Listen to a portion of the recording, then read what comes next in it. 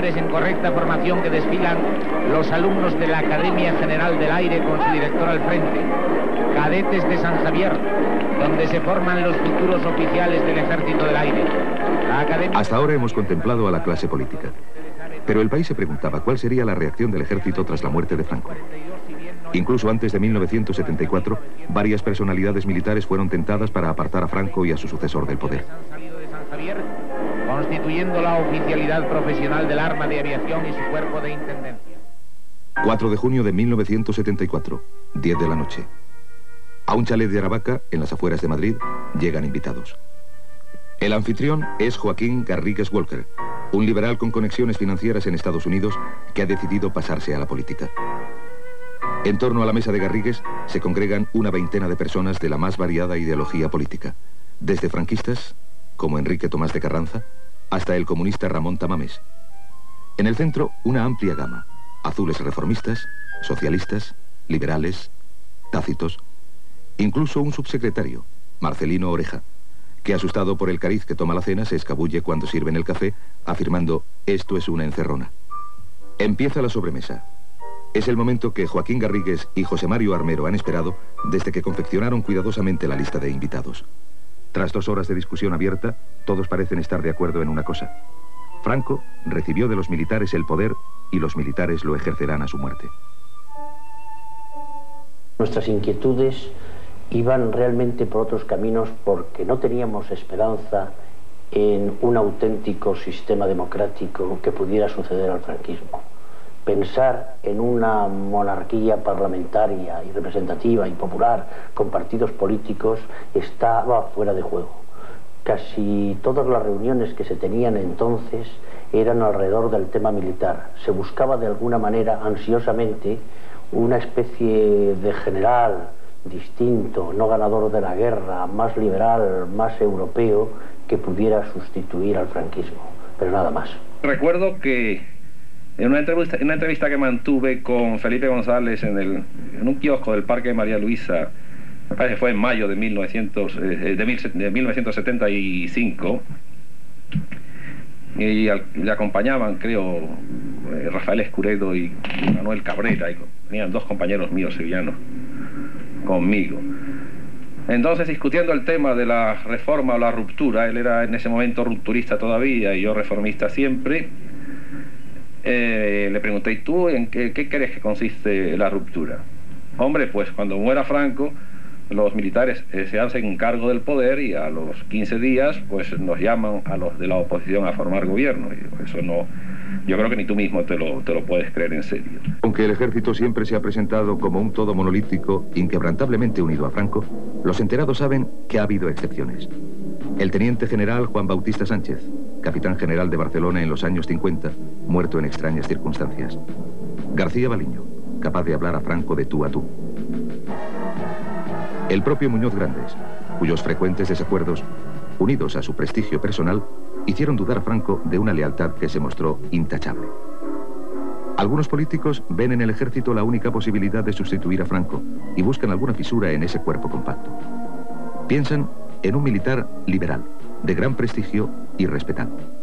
Para todos el candidato ideal parece ser el teniente general Díez Alegría, jefe del Alto Estado Mayor. Se conversa mucho sobre este proyecto. Se habla con todos, desde la Iglesia hasta el Partido Comunista y la Embajada de los Estados Unidos. Yo creo que entonces hubo todo un movimiento en las cancillerías de Europa que estaban sobre todo regidas por elementos moderados para buscar una solución de sustitución en vida del general Franco que diera paso a un militar o a un general liberal que pudiera él encauzar esa transición con mayor autoridad que un corte repentino con la muerte de Franco. Efectivamente, yo creo que el Vaticano veía con buenos ojos esa operación y por supuesto los Estados Unidos, pero no cuajó porque no se encontró o el apoyo para hacer esa operación o el personaje que protagonizara ese cambio. Bueno, yo no estaba muy bien enterado de lo que se proponían entonces. Sin embargo, yo no la veía la cosa ni justificada ni fácil. Por esta razón, yo no solamente estaba ajeno, porque como obispo debía estar ajeno a estas cosas, sino como español no consideraba conveniente, ni creía que podría aquello tener un resultado satisfactorio. Yo creo que si la vida de Franco se hubiera prolongado, el régimen había llegado a un grado tal de agotamiento que el general Díez Alegría, probablemente, u otro, hubiera tenido que terminar tomando los poderes. El teniente general Díez Alegría, jefe del Alto Estado Mayor, es cesado fulminantemente por el gobierno Arias. Se utiliza como motivo un viaje a Rumanía supuestamente autorizado por el gobierno Arias, en el que mantuvo un encuentro con el presidente Ceausescu. Sin embargo, un ministro de aquel gobierno, que quiere permanecer en el anonimato, ha afirmado a Teleobjetivo que a Díez Alegría se le tendió una trampa enviándolo a Rumanía. En ese momento estaba en Bucarest Santiago Carrillo. Hubo una consulta del presidente Ceausescu al general por si le interesaba encontrarse conmigo, y parece que el general le respondió que no tenía mandato de sus superiores para mantener esa entrevista. La operación Díez Alegría se reflejó en su día de forma indirecta y poco comprensible en la prensa. Se pintaba a Díez Alegría con el monóculo Spínola, el mariscal que la Revolución Portuguesa enarboló para más tarde dejarlo a un lado.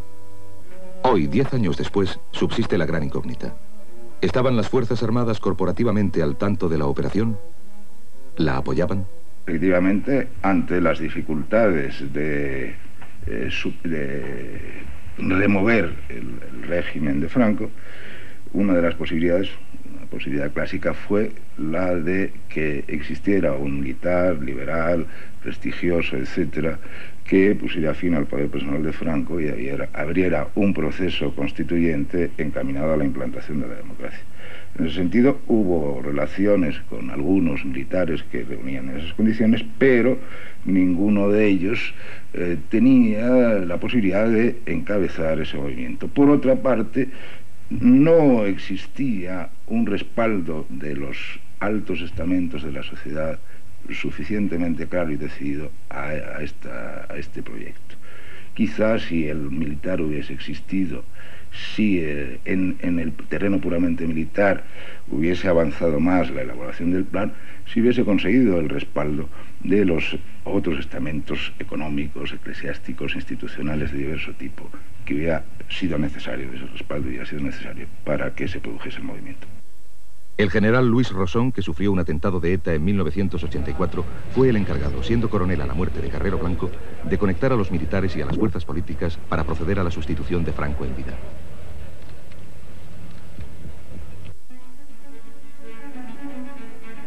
Una junta militar formada por 4 militares: teniente general Díez Alegría, teniente general Coloma Gallegos, teniente general Cuadra Medina y almirante Pita da Veiga, formaría un gobierno de concentración con todas las fuerzas democráticas. Se establecería un calendario político para desembocar en unas elecciones generales, previo proceso constituyente. Al príncipe de España se le pone al corriente del proyecto y se le anuncia que no será rey hasta la muerte de Franco. El proyecto no cuaja por exceso de personalismo. Muerto Franco, nuevamente se le ofrece a don Juan Carlos la formación de un gobierno militar, oferta que rechaza su majestad, como ya hiciera en el verano de 1974. Bueno, él se retiró a Mallorca después del breve periodo en que ejerció las funciones de jefe de Estado tras la enfermedad de Franco.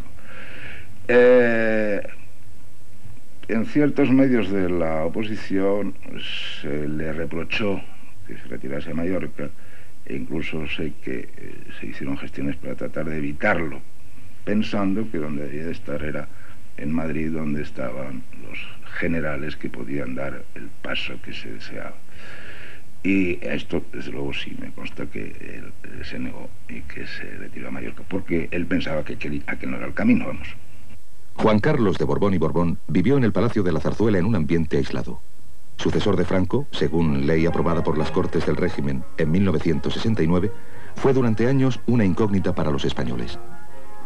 Para la oposición de izquierdas representaba la continuidad del sistema.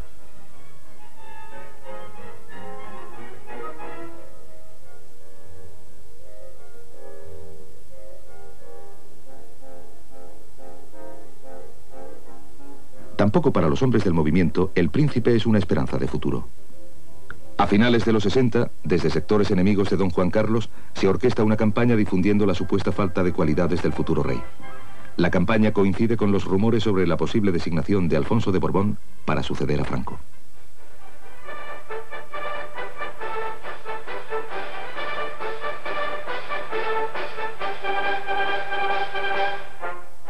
la agencia de noticias Europa Press teníamos reuniones con figuras políticas.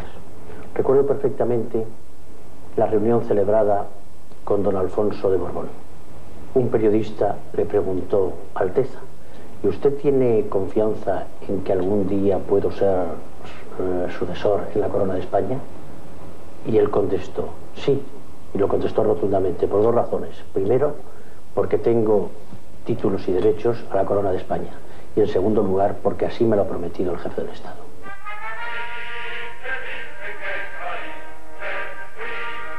Por esas fechas, a la salida de un funeral en el Valle de los Caídos, en memoria de José Antonio, el príncipe se introdujo en el coche de Franco para plantear una exigencia.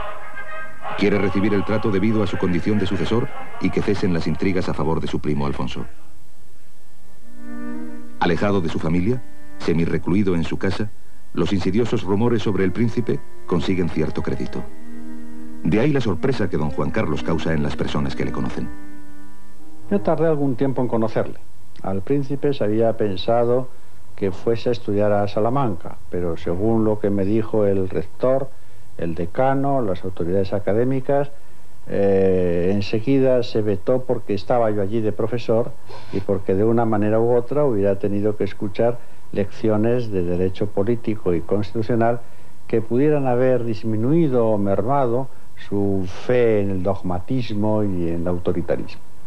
Era absurdo porque el príncipe ya tenía todo esto muy mermado y lo tenía flaquísimo, no creía en ello, por su propia inteligencia, por su educación y por el influjo directo de su padre, que había dicho muchas veces que el príncipe sería rey de todos los españoles y un rey demócrata.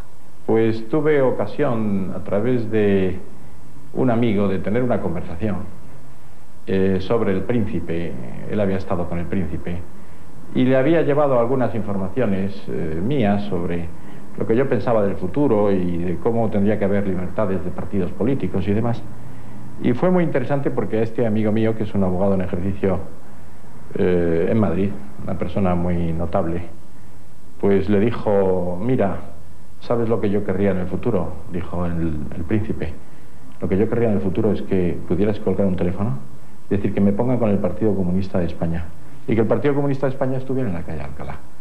Y eso lo dijo el año 73, cuando todavía mucha gente se rasgaba las vestiduras. Claro que lo dijo en un tono confidencial y en un área concreta, pero ya era una prefiguración de lo que podría pasar. Y pasó algunos años después.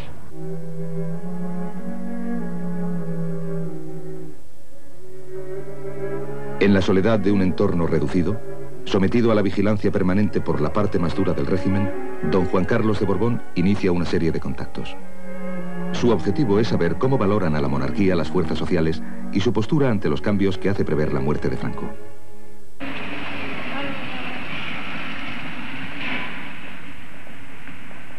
Este restaurante de París fue, en agosto de 1974, escenario de un encuentro histórico.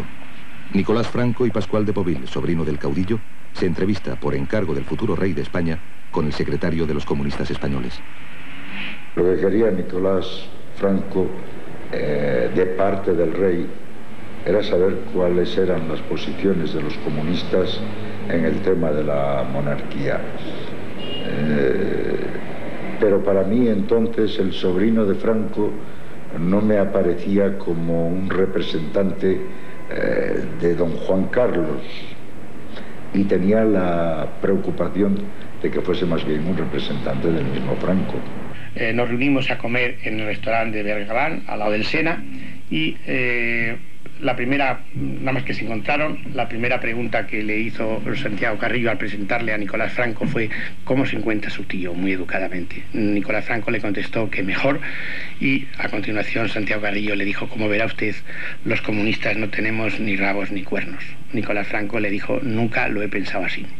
Durante la comida, Nicolás Franco le transmitió un mensaje que dijo que traía de parte del príncipe Juan Carlos ante el hecho próximo que se veía venir de la muerte de Franco, en el sentido de que le rogaba de que el Partido Comunista, durante un plazo de 6 meses después de la muerte de Franco, no adoptase una actitud fuerte o violenta en la calle con las masas, porque él le garantizaba que Juan Carlos quería democratizar España y quería una actitud reconciliatoria también entre todos los españoles, pero que necesitaba ese plazo de confianza. Santiago Carrillo no se comprometió a nada, pero le dijo que siempre los comunistas habían adoptado una postura sensata ante los hechos históricos.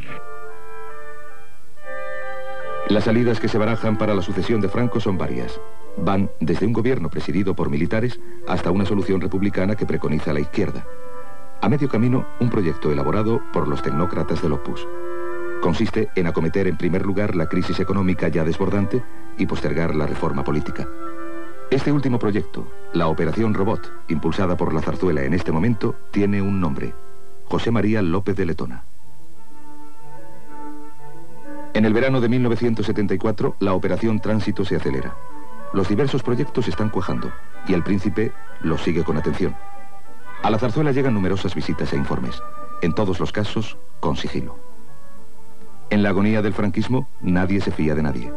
El futuro es una incógnita y hay que ser cauto. El príncipe, hoy rey, tenía mucho interés en conocer a las gentes que algún día jugarían un papel importante en la vida española, pero no era fácil para él. Hubiera sido puesto en la lista negra, creo que esa frase la utilizó él mismo, como ocurrió con su padre. Entonces, en casas de amigos, tenía ocasión de conocer a una serie de personas y éramos varios los que colaborábamos en esos encuentros. Recuerdo una vez en casa de Joaquín Garrigues, en casa del rey de Bulgaria. Sus parientes, los Torlonia, recibieron varias veces para este tipo de entrevista. Yo concretamente recuerdo una reunión que organicé con el príncipe y una serie de amigos en el Hotel Rich de Madrid. Esta es la casa de Simeón de Bulgaria, donde Juan Carlos se entrevistó con personas cuyas visitas a la Zarzuela podrían ser sospechosas.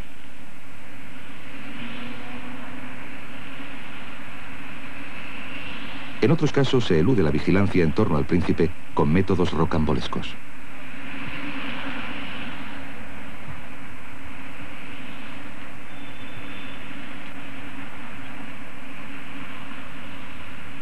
Podría hacer sonreír que para entrar en el Palacio de la Zarzuela había que pasar desapercibido de los servicios de información del Estado, que procuraban complicar al príncipe de España probablemente las cosas bastante más de lo que quizás se ha dicho.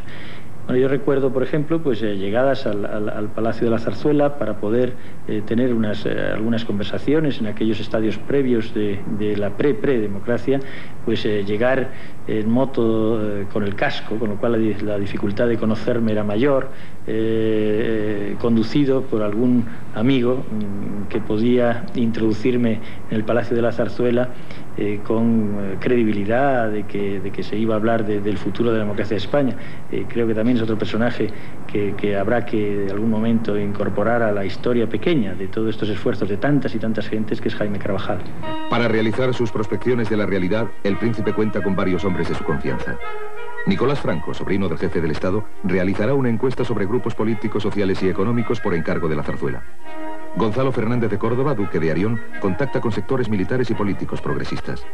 Jacobo Cano, muerto en accidente de tráfico cerca de la Zarzuela, era el hombre que relacionaba al príncipe con la derecha moderada.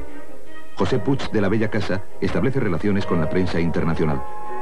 Manuel Prado y Colón de Carvajal pilota su propio avión en misión de embajador volante del príncipe. Jaime Carvajal, compañero de estudios del príncipe, resume bien las características de todos ellos. Es un puente con los medios económicos internacionales.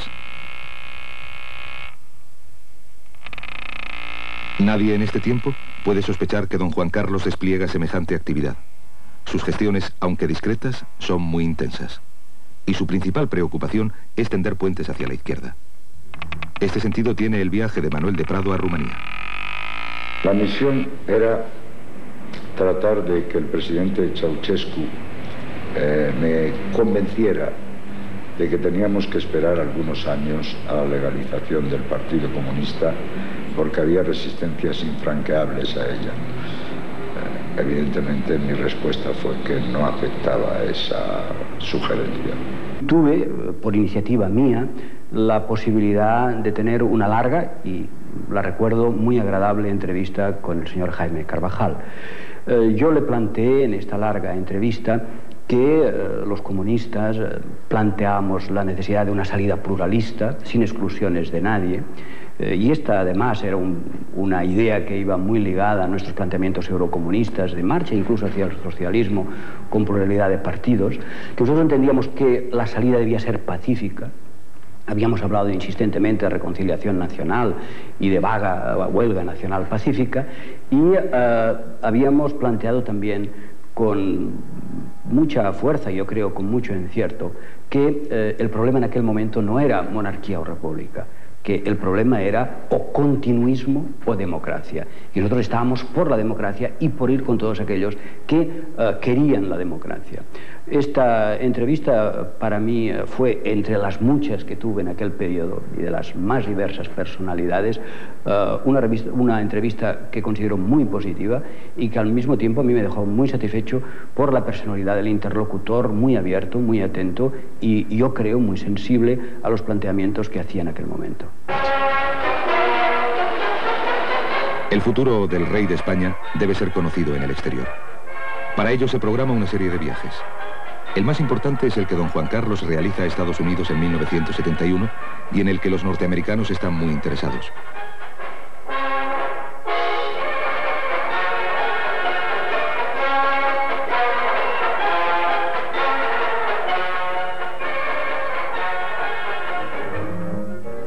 Después de conocer al príncipe, el presidente Nixon le dice a Vernon Walters, experto en asuntos españoles y dirigente de la CIA, que hay que tener en cuenta y apoyar al joven sucesor de Franco e intentar colocar a don Juan Carlos antes de la muerte del caudillo.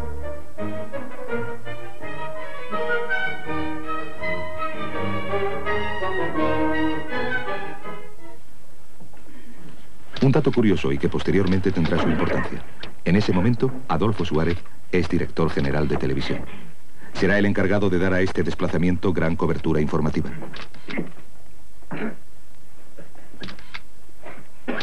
Años después, varios empresarios americanos viajan a España y conocen al príncipe.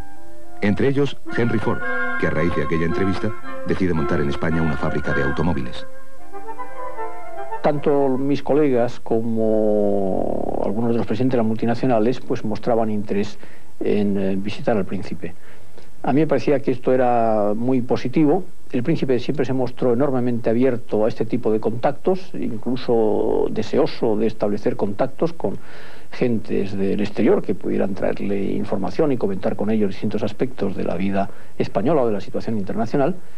Y en ese sentido, pues sí, introdujen a Zarzuela colegas míos, presidentes de multinacionales, que hablaban pues con el príncipe de los temas de actualidad y que invariablemente salían encantados de su visita a la Zarzuela. Es war 1972, als Juan Carlos als Prinz in Deutschland war und ist natürlich zusammengetroffen mit allen wichtigen Persönlichkeiten aus der Politik, aus der Wirtschaft, aus der Geisteswissenschaft, und ich muss sagen, hat einen hervorragenden Eindruck gemacht. Das Gleiche gilt für die Prinzessin, damalige Prinzessin, jetzt hier Königin.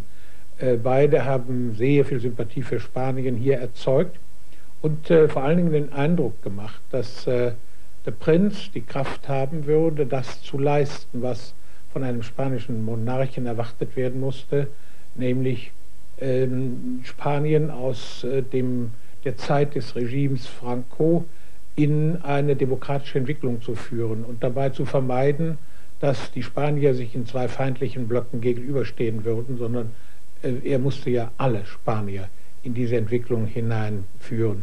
Und heute kann man ja sagen, dass ihm das sehr wohl gelungen ist. Also die demokratischen Institutionen in Spanien sind für jeden Spanier und für alle außen auch so selbstverständlich und so festgefügt, dass man eigentlich nur staunen kann, dass es in der kurzen Zeit möglich war. Ich habe ja dann en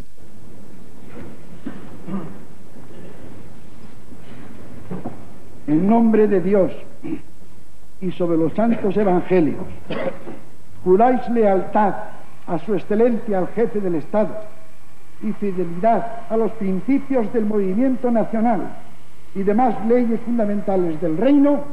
Sí, juro lealtad al jefe del Estado y fidelidad a los principios del movimiento nacional y demás leyes fundamentales del reino. Si así lo hiciereis, que Dios os lo premie, y si no, os lo demande. Hacía varios años que Juan Carlos conocía la posibilidad de transformar las leyes franquistas sin traicionarlas para convertir este país en una democracia. Incluso Franco le dijo a don Juan Carlos en algunas ocasiones: usted tendrá que gobernar de manera distinta. Torcuato Fernández Miranda se lo había repetido cuando tuvo escrúpulos de jurar los principios fundamentales del movimiento. Estos eran modificables dentro de la legalidad establecida. Eran modificables dentro de la legalidad establecida y era además una realidad que mi padre quería defender a ultranza. Él, en su actuación privada y en su actuación pública, en su actuación familiar igualmente, tenía un principio, entre otros muchos, o una virtud, entre otras muchas, que era la de la lealtad. Él supo además transmitirnos a todos nosotros esta lealtad y supimos además empaparnos de ella. Desde este planteamiento él pensaba que las leyes fundamentales eran modificables, eran cambiables para transformarse en unas leyes distintas, leyes que daban lugar sin duda ninguno a una situación nueva. Y este planteamiento es el que él transmitía o quería transmitir al príncipe, a su majestad el rey, al príncipe entonces, para que la ley fuese reformada desde la ley, que era una frase que él frecuentemente pronunciaba. Las ideas de Fernández Miranda se vieron confirmadas en un libro editado en 1973, casi desconocido, y al que la historia dará la relevancia que se merece. Sus autores explicaban minuciosamente el proceso a seguir. El libro había sido apoyado por la fundación del Banco Urquijo, una entidad que siempre ha trabajado a favor de don Juan Carlos como futuro rey. En el Urquijo trabajaba en esos momentos Jaime Carvajal. Vinculado a esta entidad se encontraba Luis Solana, el primer miembro del Partido Socialista Obrero Español que se entrevistó con el príncipe, aunque Felipe González y Alfonso Guerra lo negaran públicamente. Tenía todo el mundo la sensación de que la transición se tendría que producir dentro de la legalidad, cosa absolutamente difícil de decir a la opinión pública. Y todos hemos hecho papeles probablemente dobles, de por una parte hablar de la ruptura constantemente y por otra estar buscando soluciones que hicieran posible un cambio a la democracia total, como ahora la tenemos, pero desde una legislación que existía y que no parecía fácil, ni quizá deseable, de que se dinamitara esa legislación. Bueno, esto llevó a una serie de personas de mentalidad liberal. Cuando uno recuerda los nombres, pues los hay desde gente que hoy está en la Alianza Popular hasta gente que está en el Partido Comunista, pasando obviamente por gente que está en el Partido Socialista, y un esfuerzo de intentar ver con la legislación vigente hasta dónde se podía llegar.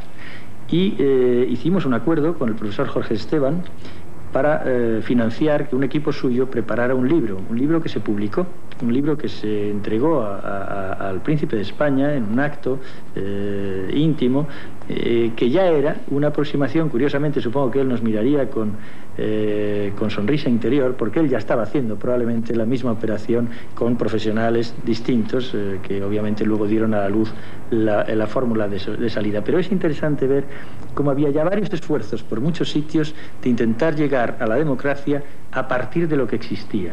Creo que el libro de Jorge Esteban tiene ese valor. Luego ya ha pasado, no tiene ningún interés probablemente más que el aspecto de definir la situación mental de la gente que quería la democracia, de no destrozar el sistema que había, sino utilizarlo como plataforma para cambiar a la democracia.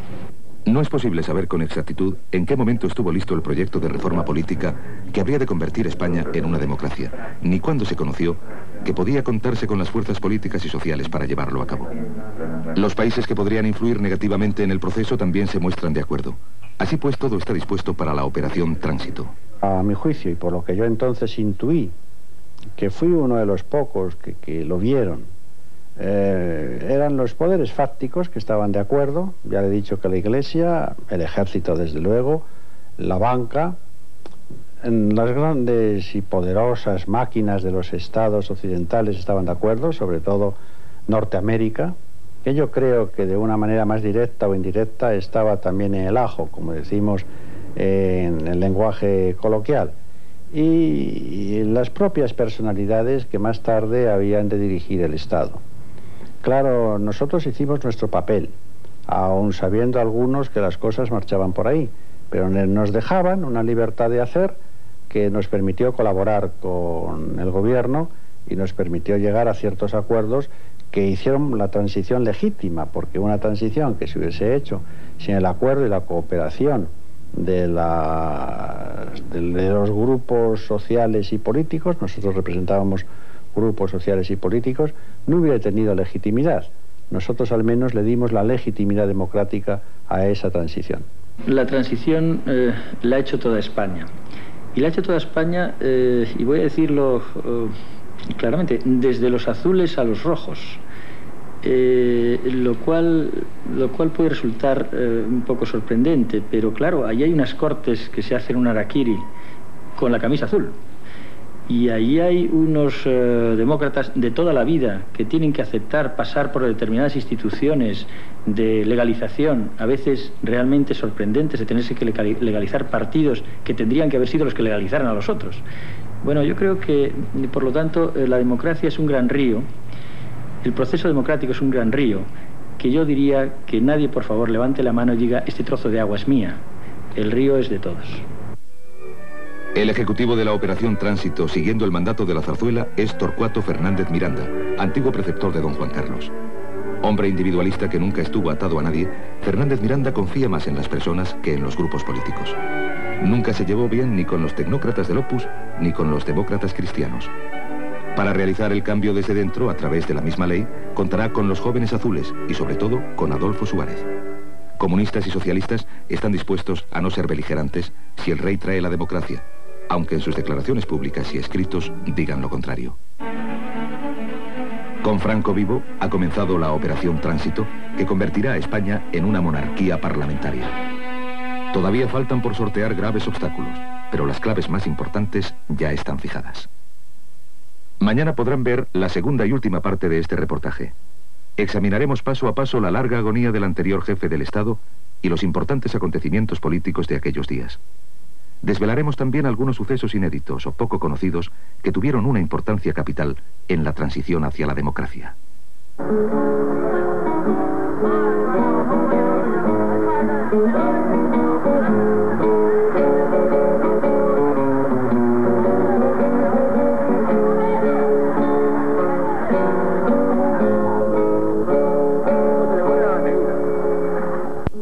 Examinamos los principales